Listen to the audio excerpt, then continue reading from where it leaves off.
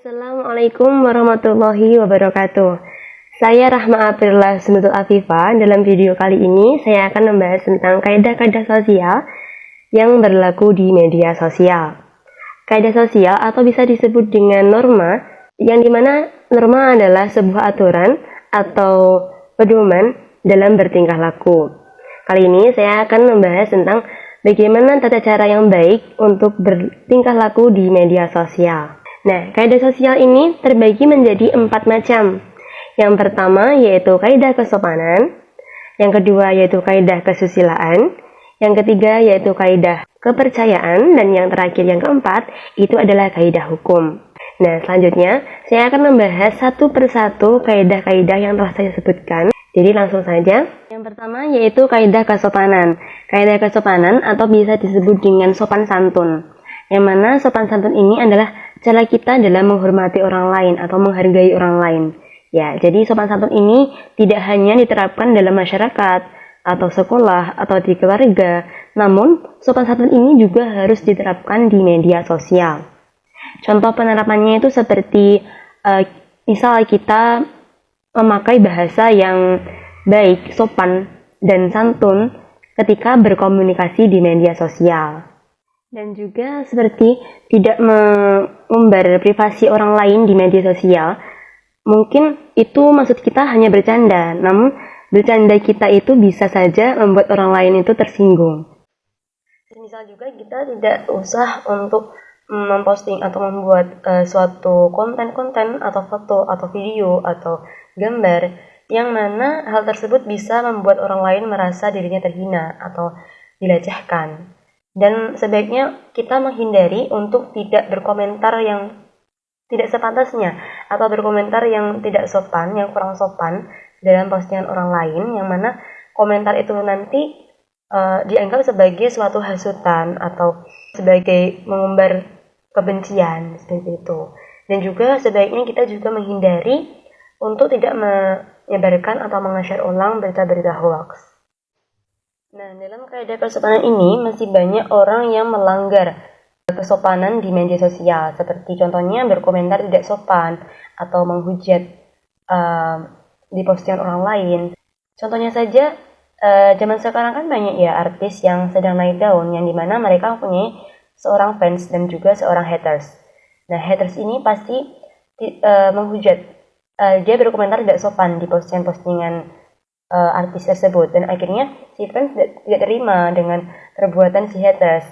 Nah, akhirnya si fans itu kembali memaki atau menghujat si haters. Jadi dapat disimpulkan bahwa sanksi dari pelanggaran pelaku kesopanan ini itu kita akan dihujat kembali atau dimaki kembali dari orang yang tidak terima dengan perbuatan kita yang ada di media sosial. Selanjutnya yang kedua adalah kaidah kesusilaan. Kaidah kesusilaan ini disebut dengan tindakan susila, yang dimana tindakan susila itu adalah tindakan yang baik. Lawan kata dari susila itu adalah tindakan asusila. Tindakan asusila adalah tindakan yang tidak wajar dan kurang baik, yang bertentangan dengan norma-norma kesusilaan. Dan dalam bermedia sosial kita juga harus mengetahui bagaimana tindakan-tindakan susila yang baik dan dapat diterapkan di media sosial. Contohnya seperti tidak mengunggah atau mengupload foto atau gambar yang senonoh atau gambar yang mengandung unsur pornografi. Karena kan kita tahu bahwa dalam media sosial itu tidak hanya orang dewasa saja yang menggunakannya, juga digunakan oleh anak-anak kecil. Anak-anak zaman sekarang kan pintar bermedsos, jadi kita sebagai orang dewasa juga harus pintar-pintar memilih mana yang baik untuk diupload di media sosial, seperti itu. Yang kedua, seperti tidak berkomentar kasar tentang postingan orang lain, yang mana kita kan tahu bahwa komentar kasar itu juga akan menyakiti hati orang lain, dan itu juga termasuk tindakan asusila yang kurang baik, yang kurang wajar gitu.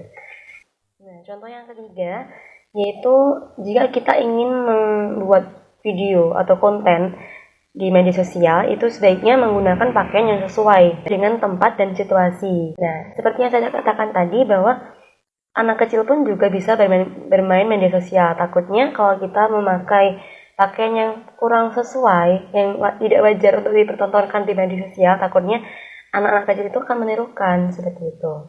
Dan yang contoh yang keempat itu seperti membuat suatu penggalang dana atau media sosial itu kita gunakan untuk mencari dana, yang mana dana tersebut disalurkan kepada orang-orang yang benar-benar membutuhkan gitu ya, atau dikatakan sebagai open donasi. Itu salah satu manfaat yang besar bagi orang lain dalam bermedia sosial. Dan contoh yang kelima yaitu berbicara hal-hal baik yang akan nanti bisa membuat orang lain itu merasa nyaman dengan apa yang kita bicarakan dan kita jelaskan. Namun di zaman sekarang ini masih banyak sekali orang yang melanggar kaidah-kaidah keselaan. Contohnya seperti kalian pasti pernah mendengar kasus bullying. Nah, jadi bully ini juga termasuk dalam pelanggaran kaidah kesusilaan. Karena apa? Karena menyangkut HAM atau hak asasi manusia. Dan juga masih banyak unggahan atau postingan-postingan orang yang merupakan yang senonoh gitu, tidak wajar untuk dipertontonkan di publik, atau berkomentar yang kurang wajar, atau berkata kasar, berbicara menyinggung orang lain, itu masih banyak sekali. Dalam kaidah kesusilaan ini juga punya suatu sanksi, yang dimana sanksi ini ialah rasa malu yang akan dirasakan dirinya sendiri. Rasa malu ini akan timbul dengan sendirinya karena dia sudah melakukan tindakan asusila di media sosial. Nah, sanksinya itu seperti merasa malu, menyesal, dan juga pasti akan menuai cibiran-cibiran dari orang yang tidak suka dengan perbuatan pelaku tersebut. Seperti halnya kalian pasti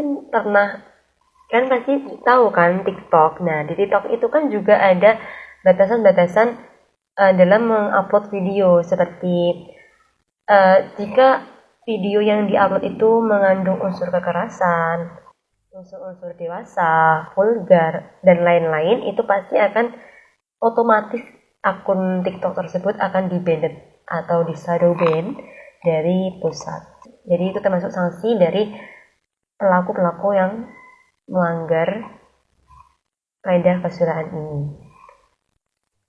Selanjutnya, kaidah yang ketiga yaitu kaidah kepercayaan. Nah, kita tahu bahwa kaidah kepercayaan ini adalah suatu kaidah yang berasal dari Allah SWT, yang dimana dalam kaidah ini berisikan suatu larang-larangan, perintah-perintah, atau anjuran-anjuran, yang mana ini sebagai tunutan hidup manusia untuk menuju kepada jalan yang baik dan benar. Di dalam bermedia sosial itu ada yang namanya dengan kode etik blogger atau layanan. Nah, tujuannya apa? Tujuannya ialah menjadikan praktik anggota mereka lebih profesional sehingga menambah kepercayaan diri mereka dan memengaruhi wacana publik. Nah, blogger atau layanan ini yang bertanggung jawab harus menyadari bahwa mereka menyiarkan tulisan mereka kepada publik, sehingga mereka mempunyai kewajiban-kewajiban tertentu bagi para pembacanya, orang-orang yang mereka tulis, dan juga masyarakat secara umum. Blogger juga menyatakan bahwa dirinya itu dapat dipercaya. Nah, blogger atau layanan ini juga memiliki suatu sikap. Nah, sikap-sikap dari blogger ini bisa dikaitkan dengan kaidah kepercayaan, yang mana bisa kita buat sebagai contoh dari kaidah-kaidah kepercayaan ini. Contohnya yang pertama yaitu tidak menjiplak dari karya orang lain. Janganlah menjiplak karya orang lain, dan nanti akan kita akui sebagai karya kita. Nah, contoh yang kedua yaitu mengidentifikasi dan memberikan tautan kepada sumber sebisa mungkin. Contoh yang ketiga yaitu pastikan bahwa isi blog, kutipan, judul utama, foto, dan semua materi tidak menyesatkan. Kemudian contoh yang keempat yaitu janganlah kalian mengubah konten foto atau video dan tanpa menyebutkan apa yang telah kalian rubah. Nah, contoh yang kelima yaitu janganlah menyiarkan informasi yang diketahui informasi tersebut tidaklah akurat. Nah, bila kita ingin menyiarkan informasi yang kurang jelas, maka sebaiknya kita mencantumkan atau memberi keterangan bahwa informasi tersebut masih meragukan. Nah, dalam kaidah kepercayaan ini juga masih ada pelanggaran-pelanggaran yang terjadi di media sosial.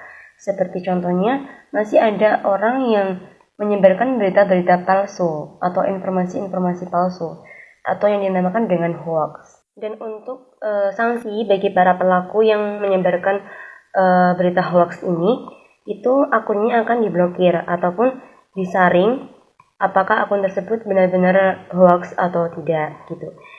Dan jika dinyatakan benar-benar bersalah, benar-benar akun tersebut hoax, maka salah satu hukuman bagi pelaku tersebut adalah dapat berupa isolasi internet selama kurun waktu tertentu. Selanjutnya, kaidah yang terakhir yaitu kaidah hukum. Kaidah hukum adalah sebuah aturan yang berisikan ketentuan-ketentuan, larangan, kewajiban, dan perintah, di mana hal ini bertujuan untuk tercipta ketertiban dan juga keadilan.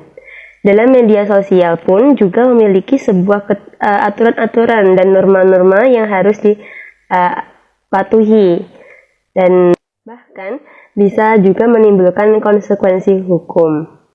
Dalam bermedia sosial adanya sebuah acuan hukum yang dinamakan sebagai Undang-Undang ITE atau Undang-Undang Informasi dan Transaksi Elektronik nomor 11 tahun 2008. Bukan hanya itu saja, ada juga Undang-Undang Perlindungan Konsumen, Peraturan Menteri Komunikasi dan Informatika Nomor 20 Tahun 2016 tentang perlindungan data pribadi dalam sistem elektronik.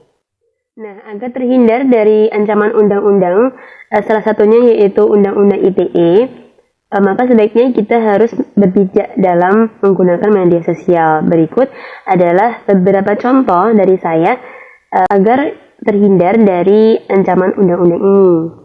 Yang pertama yaitu mencantumkan sumber ketika kita sedang membuat postingan. Perhatikan soal hak cipta saat menyalin maupun menyebar tulisan, gambar, atau video dari pihak atau situs lain sehingga bisa untuk dipertanggungjawabkan. Contoh yang kedua yaitu tidak mengupload atau memposting postingan yang berkaitan dengan SARA. Karena apa? Karena jika ada orang yang tidak setuju atau orang yang tersinggung dengan postingan tersebut, maka bisa jadi orang tersebut melaporkan ke pihak yang berwajib dan akibatnya seseorang yang memposting tersebut akan dikenai hukuman. Yang ketiga, jangan terlalu percaya dengan orang yang baru dikenal di sosial media. Contoh yang keempat yaitu tidak memproduksi atau menyebarkan info-info hoax di sosial media dan juga foto atau video porno aksi. Contoh yang kelima yaitu tidak dengan mudah memberikan data pribadi kita di sosial media. Karena apa? Karena takutnya nanti disalahgunakan oleh pihak yang tidak bertanggung jawab. Contoh yang kelima yaitu menggunakan tata bahasa yang baik agar tidak terjadi salah paham pihak lain. Contoh selanjutnya yaitu jangan mudah percaya dengan foto salah satu akun yang ada di sosial media, karena banyak orang yang menggunakan foto atau foto profil palsu di akun sosial media atau disebut dengan anonim.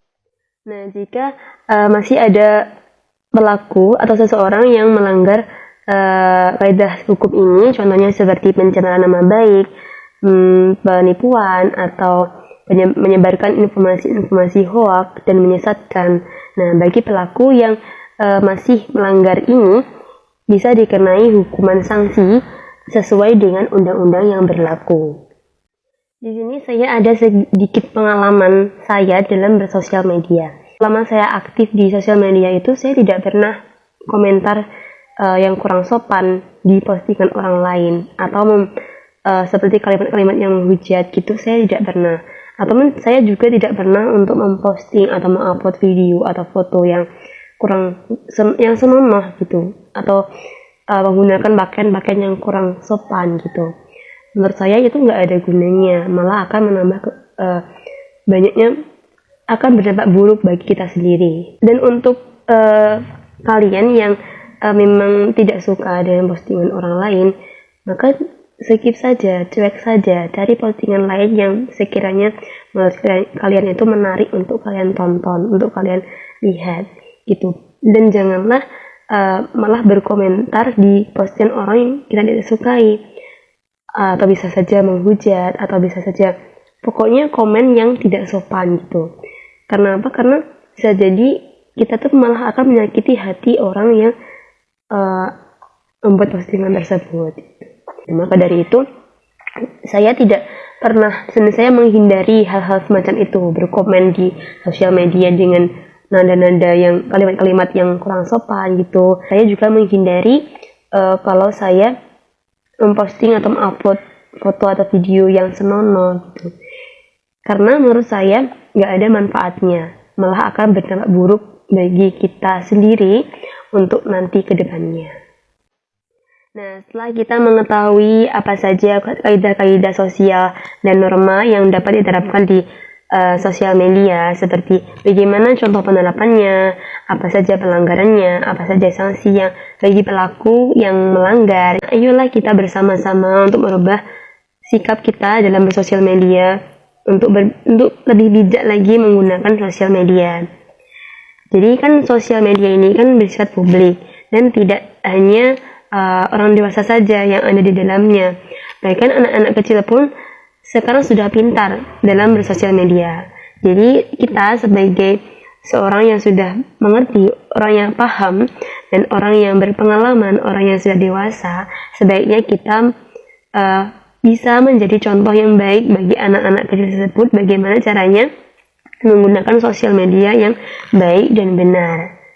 Karena hal kecil pun di sosial media itu akan menjadi besar apabila kita menggunakannya dengan tidak benar, agar kita tidak terjerumus kepada hal-hal buruk yang ada di sosial media.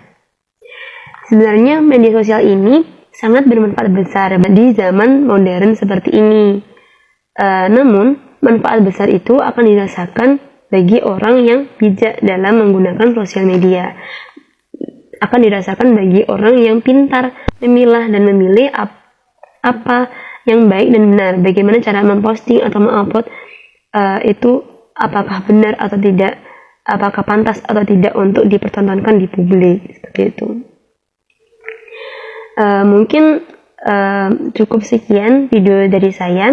Semoga video ini dapat bermanfaat bagi kalian dan dapat menambah wawasan bagi kalian untuk bisa berubah ke depannya yang lebih baik lagi, bagaimana cara untuk bersosial media yang baik dan benar. Sekian, terima kasih. Wassalamualaikum warahmatullahi wabarakatuh.